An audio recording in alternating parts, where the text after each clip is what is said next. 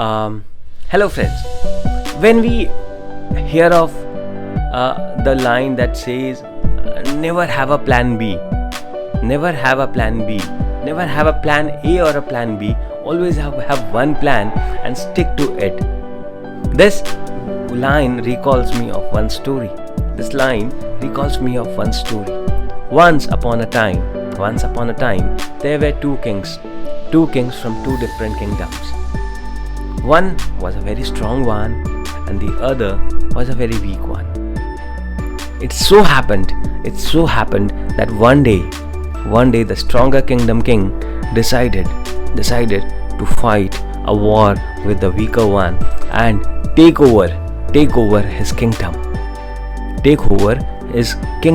So he gave a warning to the weaker king that in the next 3 days either come and surrender in front of us, or we are going to attack you and win over your kingdom. So be ready for the losses, be ready for the deaths, be ready for the tragedy if you do not accept defeat and come and surrender to us within the next 3 days. Now, the weaker kingdom king called an emergency meeting with all its ministers and the group of advisors.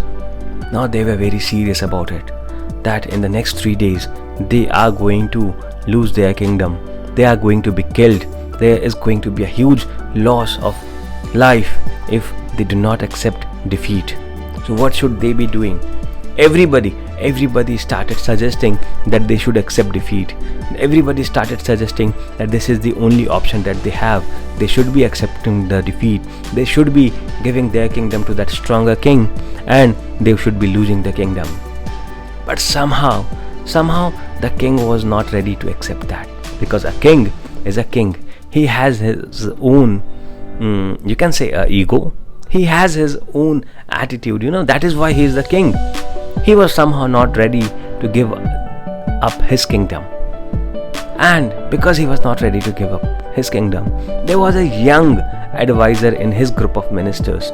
That young advisor was of about 20 to 23 years old. And even he was not ready to give up his kingdom. Because he was young, he had a lot of energy. He suggested the king. He suggested a very unique idea to the king. He said, "King,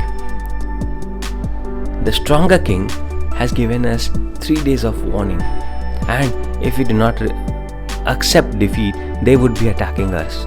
Let us attack them today night. Let us catch them unprepared and kill them. Anyways, we are gonna be killed. Anyways, we are gonna get defeated. But this is one chance that if we attack them, we catch them unprepared, we might win." The king really liked the idea. The king really liked the idea when the other ministers were not ready to accept it.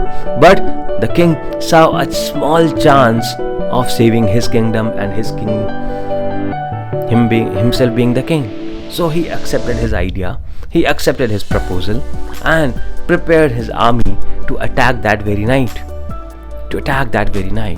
Now, the night, they left with their entire army to the other kingdom. They left for the other kingdom. Now, on their way, they had to cross a river, a very fierce river that had a wooden bridge. All of them had to cross that. So when the entire army crossed the bridge, what the king did was he put fire to the bridge. Because that was a wooden bridge, the king put fire to the bridge.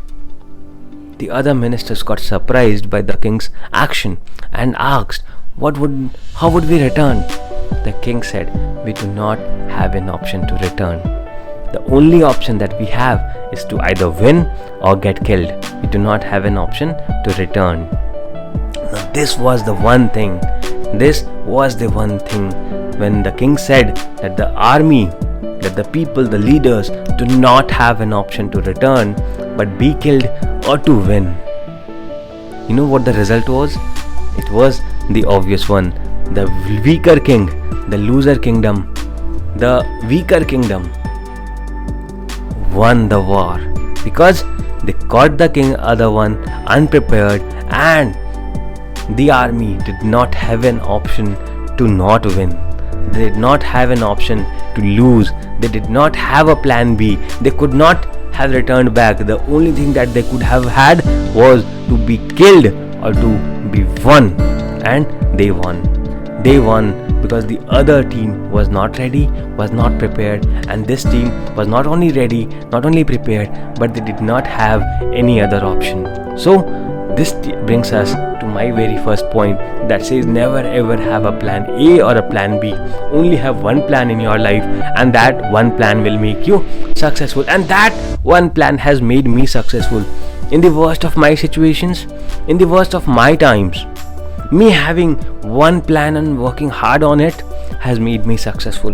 When I was doing my CA examinations, when I was studying for my CA examinations, I did not have a plan B. I did not have an option to go back to my small village. I did not want my career to be ruined because I could not do my CA. I had no interest in doing CA. I had no interest in passing a CA exam. I had no interest in studying so hard. But that was the only option in front of me. I did not have an option B. I did not have a plan B that if I do not become a CA, I can do this. I did not have that option. The only option that I had with me was either be a CA and stay in Kolkata, or go back to the small town that you have come from and spoil your life there. And because I did not have any option, I did my best. I gave 100% to it and made sure that I become a CA one day. So not having any plan A or plan B will make you successful. Only have one single plan for yourself. Be all in, get all in, and be successful. Wish you all the very best. Have a wonderful evening. Bye bye.